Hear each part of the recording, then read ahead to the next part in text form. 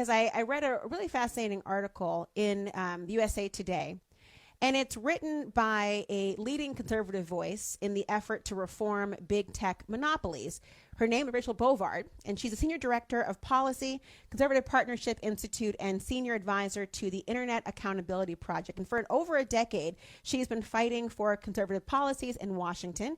Beginning in 2006, she served in both the House and Senate in various roles, including as legislative director for Senator Rand Paul, going on to serve as policy director for the Senate Steering Committee under the successive chairmanships for Senator Pat Toomey and Senator Mike Lee, where she advised committee members on strategy related to floor procedure and policy matters. And in the House, she was a legislative assistant to Congressman Donald Manzullo from Illinois and Congressman Ted Poe of Texas. She also served as director of policy services for the Heritage Foundation, and she wrote an op-ed about the silencing of conservative voices on Twitter and the banning of Parler. And she joins us now. Welcome to the show, Rachel. How are you?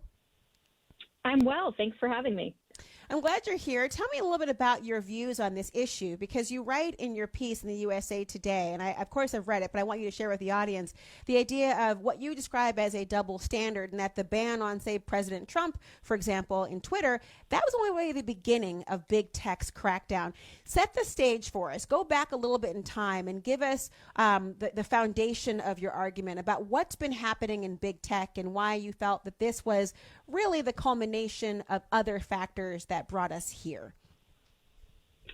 Well, for years now, conservatives have been, sort of griping about, conservative bias on these tech platforms, saying that, Facebook, Twitter, even Google in its search results overly amplifies, liberal and progressive voices while suppressing conservative voices. And, for a long time, everyone has said, well, this is just anecdotal. There's no evidence of systemic bias, against conservative voices. But this complaint has continued to grow.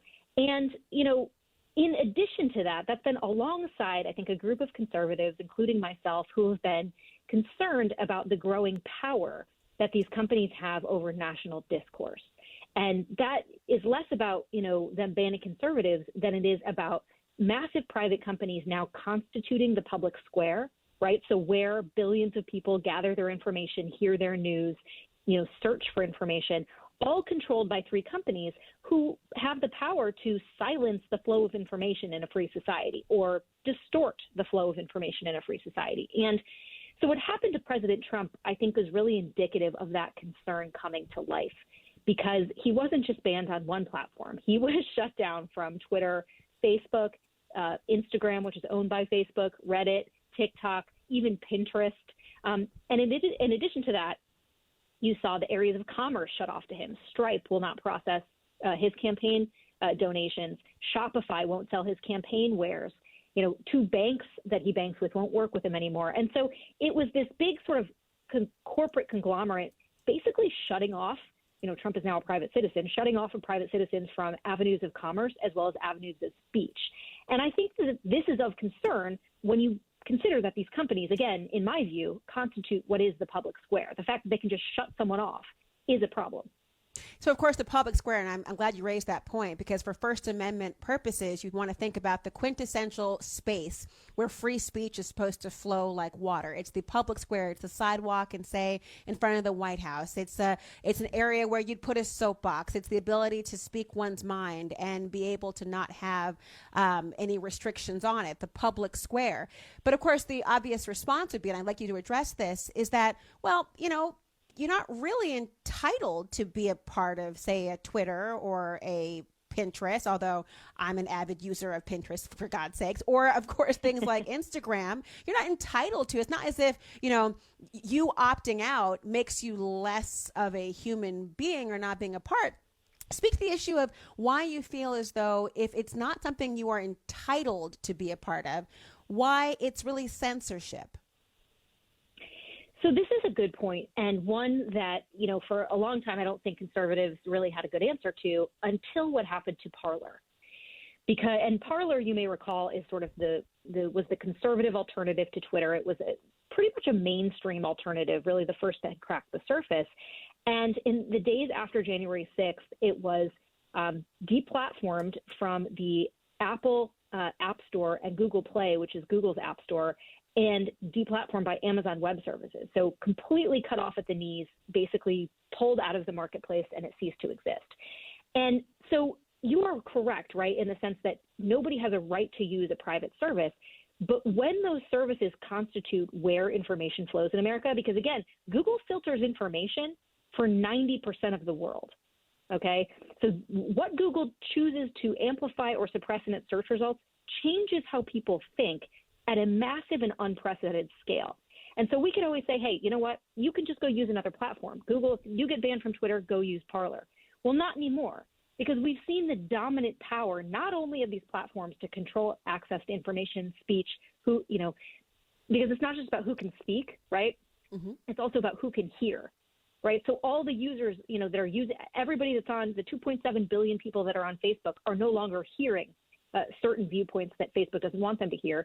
And now you cannot also go use an alternative, because should that alternative run afoul of, whatever kind of narrative that Apple and Google are enforcing, they will also be yanked, not only off the App Store, but from the web service. The guts of capitalism will be ripped away from them. So we're dealing with a situation here where, these aren't just private companies, they're almost monopoly or cartel power acting to enforce or suppress certain narratives, and that is illegal under our laws. So when you think about it being the narratives, of course, their response would be, no, we're not trying to suppress, say, a political point of view in terms of a Republican or a Democrat or a progressive or a liberal. They're not thinking about it in those respects. They're saying that they're responding to the specific content of speech that violates their terms of use or policies. It sounds like you don't think that is a pretextual reason in your mind. Well, I do think that, because that is the excuse they use to ban Parler, to ban Trump, which is a little bit different. And I would say, look, if the criteria here is banning violent content, Facebook allows ISIS to have accounts on its platforms. Facebook was used by the government of Myanmar to foment a genocide. Violent content circulates on Twitter constantly. Child sexual abuse material does as well. So, those may be the terms of service, but they are unequally applied, and one is applied with much more vigilance than others. And so I think that would be the sort of hypocritical point that I would make here. So how do you deal with it? I mean, if that's the name of the game, if that's what they're doing, if that's how they're playing and operating, well, you go back to this being, it's not quite the public square. It's not quite the quintessential sidewalk forum. But so how do you regulate it? What are you proposing? So for me, as a conservative, I don't want to see a giant regulatory scheme here. I think that would be harmful. But what I do want to see is a competitive marketplace. And I don't think that exists right now. I would consider Facebook and Google in particular monopolies. And I do think antitrust enforcement should play a role here. The Department of Justice is actively engaging Google in an antitrust lawsuit. A number of state attorneys general have filed one against Facebook as well. Because I think, look, there is an argument to be made if, you don't like Facebook, go build another, but you can't.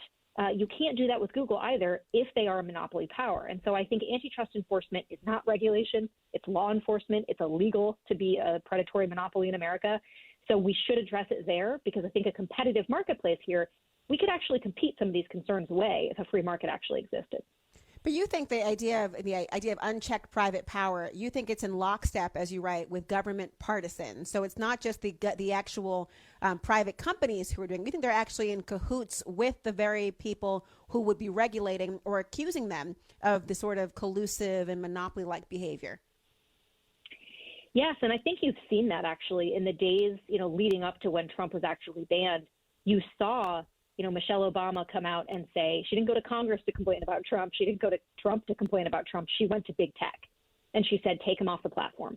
Joe Manchin, a senator from West Virginia, Democrat, made the same plea, public plea. Alexandria Ocasio-Cortez, a congresswoman from New York, had a tweet of hers that was circulating from early December where she said protests should make people uncomfortable. And obviously that was being used against her. Her comms director made a public appeal to get Twitter to stop the circulation of, her own tweet that she had sent out in December. So you are kind of seeing politicians try to control the flow of discourse and who gets to speak. And I think that is a dangerous precedent. I don't care what side of the aisle you sit on. Any kind of partisan that is trying to make a corporation stifle the speech of their political opponents, I think that's a dangerous precedent for our politics. So I'm curious, and you mentioned the idea of information, and I think what's most interesting what you said was the idea of it's not just about who gets to say it, it's about who gets to hear it. And you talked about it in the realm of information.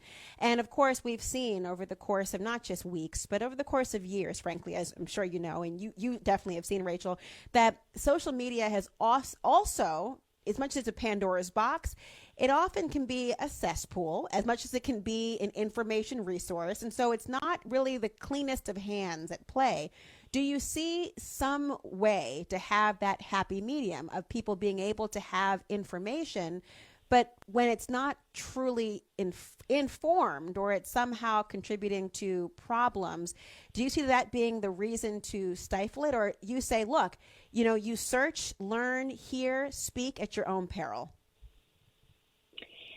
I have always thought that the answer to bad speech and speech you disagree with and misinformation is actually more speech.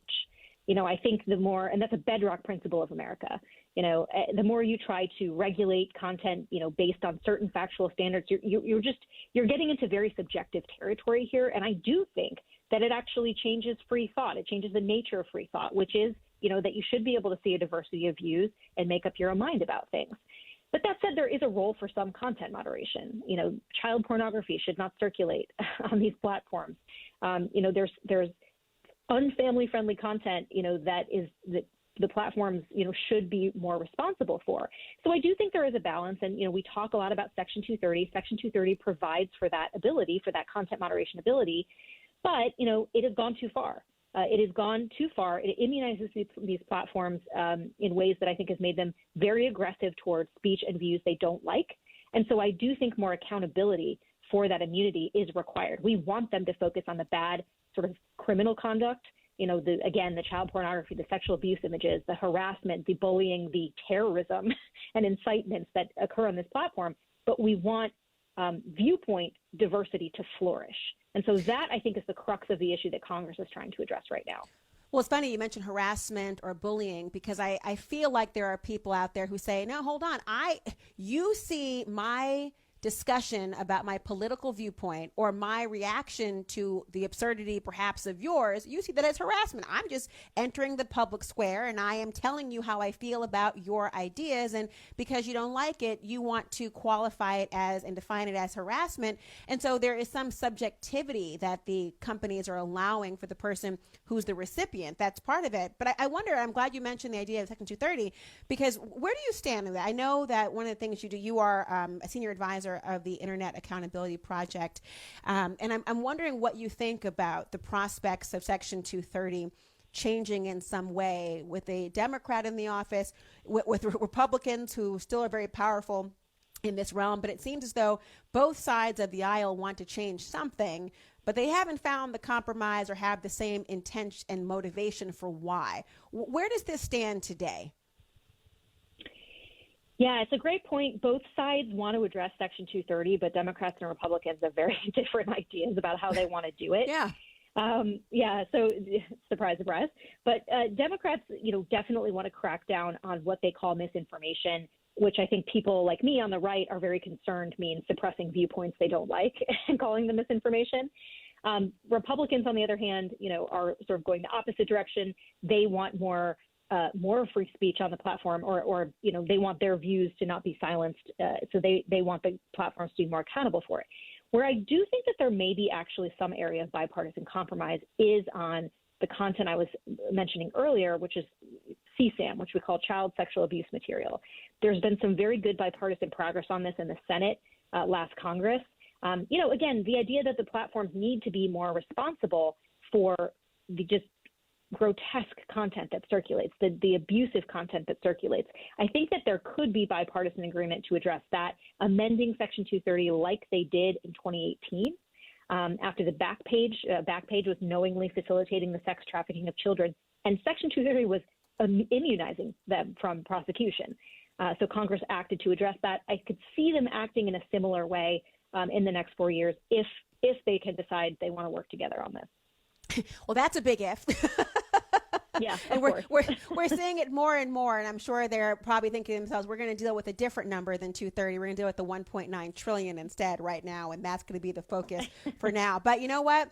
Who knows? We can never predict what's happening in Washington, D.C., as I'm sure you know more than anyone. Rachel Bovard, thank you for your time. I appreciate it. My pleasure. Thanks for having me.